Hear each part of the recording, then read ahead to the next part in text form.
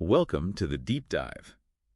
Today we're doing something pretty unique. We're looking into one person's direct appeal for international help against their own country, all based on their personal notes. Yeah, it's quite the situation. Our mission here is really to distill why they took this huge step Yeah. and what core message they're trying to get across. It's, personal conviction meeting global politics. It really is.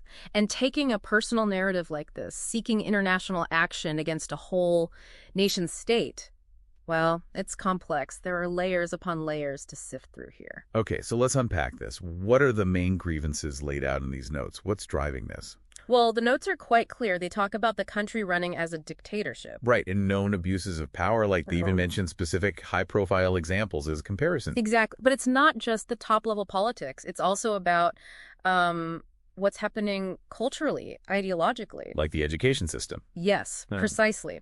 The notes mention schools teaching sort of radical religious ideas alongside peaceful content. It creates this confusing mix. And then there are the restrictions, right? Big time. A really crucial point is the explicit ban on forming any groups, not just political ones. We're talking teaching groups, social clubs, even just fun get-togethers. Wow. Anything. Anything. Plus, a total clampdown on freedom of speech.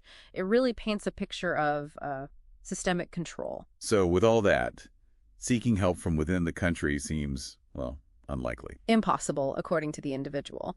What's fascinating here is how those internal restrictions directly led to looking outwards. Well, so. They felt the country's power was completely unchecked. Disagreeing could bring serious harm, and they mentioned this bad ideology, meaning they just couldn't trust the system's judgment. Because the system itself is opposed to freedom, opposed to people organizing. Exactly. So any internal challenge felt completely futile. It was this personal experience of being up against that kind of power that made them think only external forces, could possibly make a difference. Okay, here's where it gets really interesting.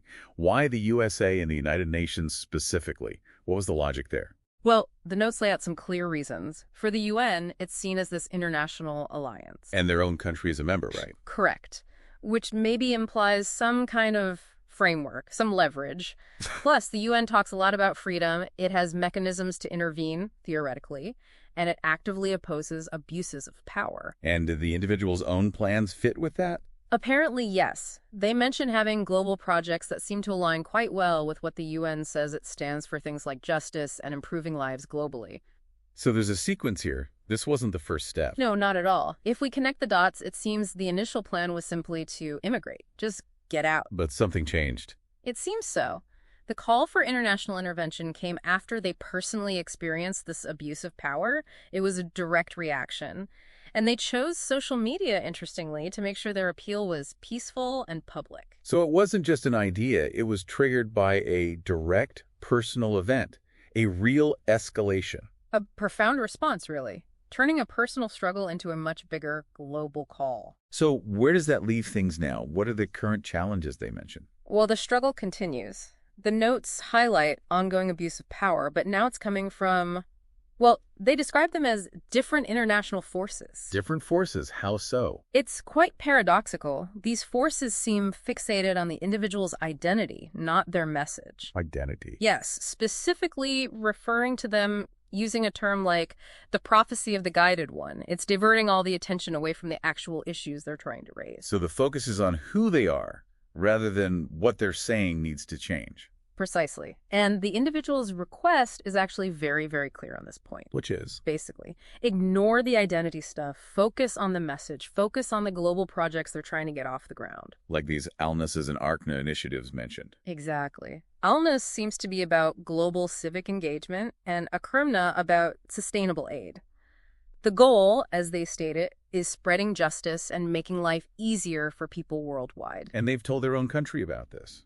Yes, that's another key point. They explicitly informed their country, trying to frame themselves as a reformer, someone calling for peace between nations. Yeah, traitor.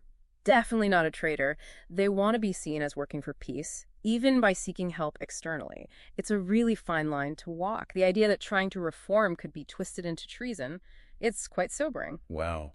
This deep dive really shows an incredibly powerful and very complex journey. One person trying to spark global change against massive odds. It really is a testament to that drive for justice, even when facing huge systemic barriers. It leaves you thinking. It does. And maybe it leaves us all with the question to ponder.